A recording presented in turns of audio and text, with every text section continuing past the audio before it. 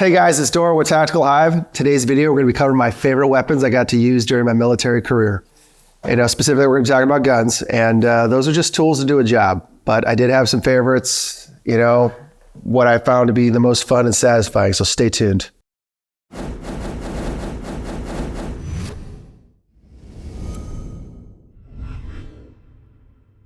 Hey guys, today's video is brought to us by Vetter Holsters. Vetter Holsters are a big supporter of the channel. If you're looking for a holster for a new pistol you might have picked up, go ahead and check them out in the description below. All right, guys, so starting out on the list. First one on the list is going to be the SIG Sauer P226. I grew up, not around a lot of guns, but I did shoot. I did have access to handguns. Once I joined the military, the P226 was the first one I ever got issued. I was actually not even old enough to buy one when I got my first one. I thought that was pretty cool at the time. I just love shooting the P226.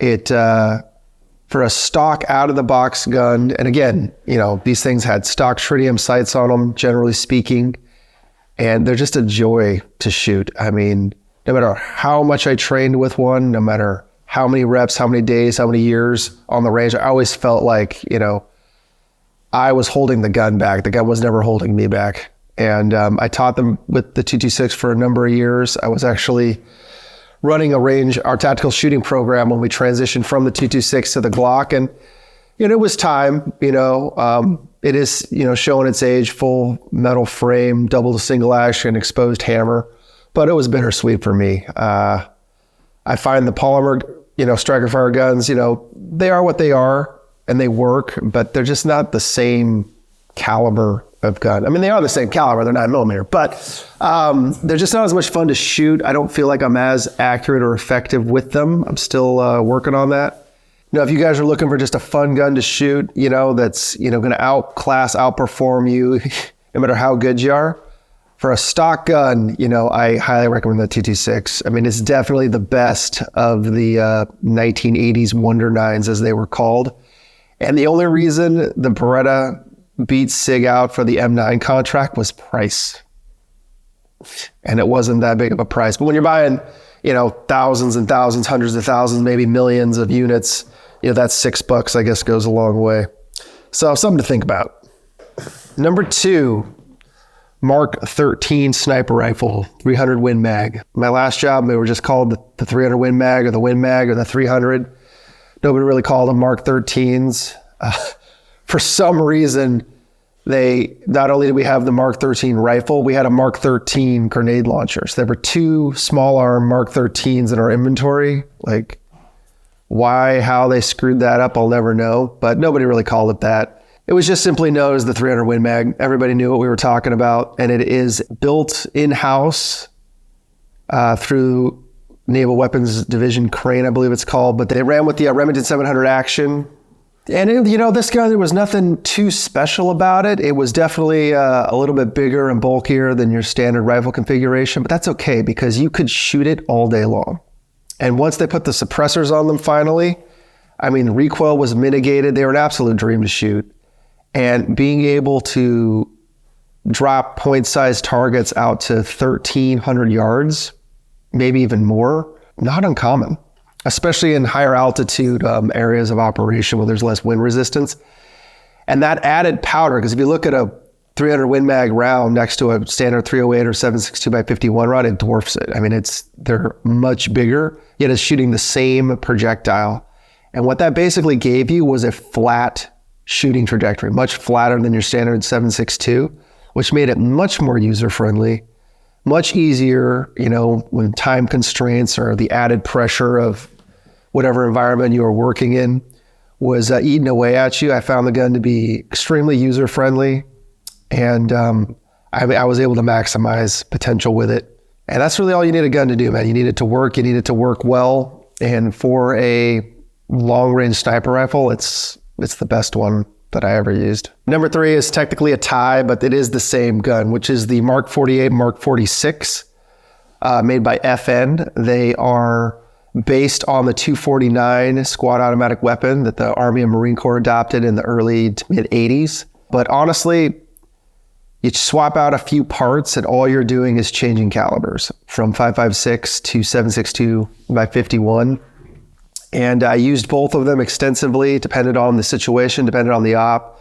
A lot of times it just depended on the terrain and the distance at which you thought you were going to be engaging targets, because there's obviously some pluses and minuses based on those two calibers. But they were absolute workhorses at my last job. They still are. They were incredibly reliable.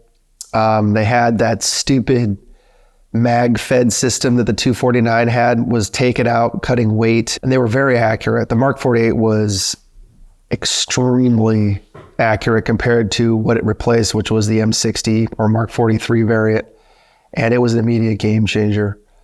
The guns, they're basically the FN family. You have the 240s, the 249s, and then the 48, 46s, and even the SCARs. They're all basically the same system. They come apart relatively the same way. Their maintenance the same way. And once you familiarize yourself with that family of weapons, you can kind of go back and forth between all of them, and I did. But the 46 and the 48, man, they were really standouts, and I really enjoyed them. And hopefully, for those of you, living that life, you definitely know what I'm talking about. If you guys get a chance to shoot them ever, I would highly suggest jumping on the opportunity, because they're pretty much, I'd say, the best light machine gun I've ever shot. All right, guys, up next, I got the M79 grenade launcher. This thing has been in military service since 1960. They were in SEAL Team armories on January 1st, 1962, when Team 1 and Team 2 stood up.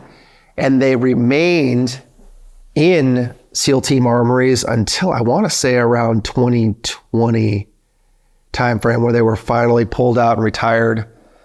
We'd had some other grenade launchers, obviously. 203s were used quite a bit, as well as the other Mark 13 that I'd already discussed, that grenade launcher, which sucked. It was big, it was heavy, it broke. They finally got rid of those abominations.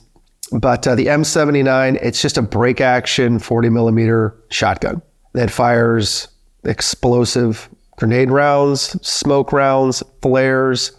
In the past, they've had buckshot rounds, flechette, which are like darts, basically, rounds. I never got a chance to mess with those. But the 40 mic round, that's not like it is in the movies. You're not going to there are huge fireballs, cars don't explode, buildings don't explode. But for what they worked very well. The gun was extremely accurate, as reliable as any firearm I'd ever fired. And it was just super cool, because it was exactly the same gun as guys have been using since 1962. And I got a kick out of that. And then last but not least, my favorite gun to shoot is the MP5 series. Yeah, the MP7s are kind of like the next generation of them. I did get to shoot those and mess with those a little bit, but the MP5s are just more near and dear to my heart, just because they're more iconic. I grew up, as a kid watching all the 90s action movies, 80s action movies, just wanting one so bad. And then when I finally got to my first team, they still had the standard full-size versions. Nobody used them. They weren't issued out to everybody like they had been in the past. They were just kind of floating around in the armory. And we would bring, one or two out on trips. Nobody would use them, but I would find a way to jam up some mags, get out on the range, get reps with them. They are incredibly reliable. They're accurate.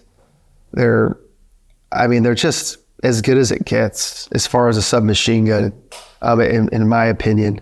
Then we had 3 different versions. So we had the standard, which I got to see as a new guy, got to mess around with, never used them overseas.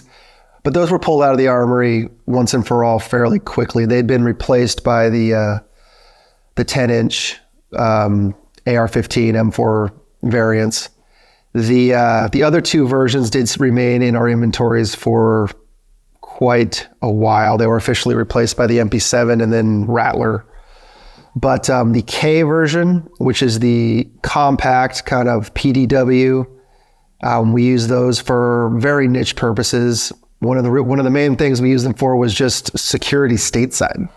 If we were transporting a lot of sensitive gear, weapons, comms, crypto, don't mess with anybody that has crypto radios in the military. They will kill you, and they will not be charged with a crime. Just friendly advice. We had those things on standby. We had special backpacks made for them. so they were easily deployable.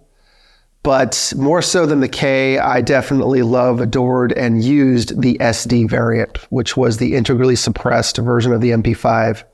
Those did get used overseas a lot more. Obviously, they're very quiet, and they suppress standard ammunition. You don't have to shoot subsonic ammo. The barrels are actually ported. They have a very short pistol-length barrel buried deep within inside of them, and the can on those is actually pretty big. It's as big as some of the 7.62 and even larger than that caliber suppressors. It all fit together in a nice tight package. It was a little bit heavy, but it was okay. I didn't mind it at all. In the middle part of my career, I was focused in on the maritime missions. I did do 2 Pacific theater deployments, and one of my jobs was being one of the first guys to go up the ladder when we were sneaking onto a ship, which is called VBSS, Visit Board Search Seizure, I believe is what it's actually called, stands for. And being one of the first 2 guys up the ladder that would, get that initial footprint on the ship, we ran with suppressed weapons, and the MP5 SD was our go-to, just so we weren't attracting attention if we had to engage those first couple of people that came around wondering why we were on their ship, which is understandable. So I use it for that. Also, there's some niche purposes, again, overseas.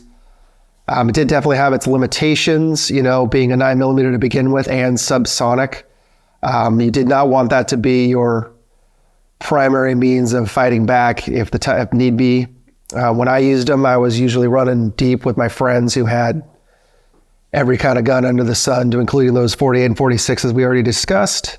I also would pair the SD up with the M79 because they are kind of polar opposites on the spectrum as far as capability, but you pair them together and you're able to accomplish much more, in my opinion.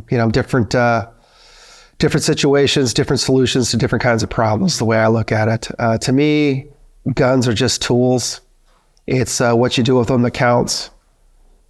But, that's just my opinion. Aside from the 226, I don't personally own any of these. I do have some bolt-action rifles in 300 Win Mag, but they're not quite the same. I do have the scopes, though, so I guess if you're looking through the scope, it's all kind of the same from there. But anyway, guys, that was just my quick take on my favorite guns. I'm just looking back on the things I used to take for granted, and it was really an incredible experience, and I got to work with a lot of really awesome people and shoot some cool guns. So anyway, just my quick 2 cents on what I enjoyed the most. Thanks for being here.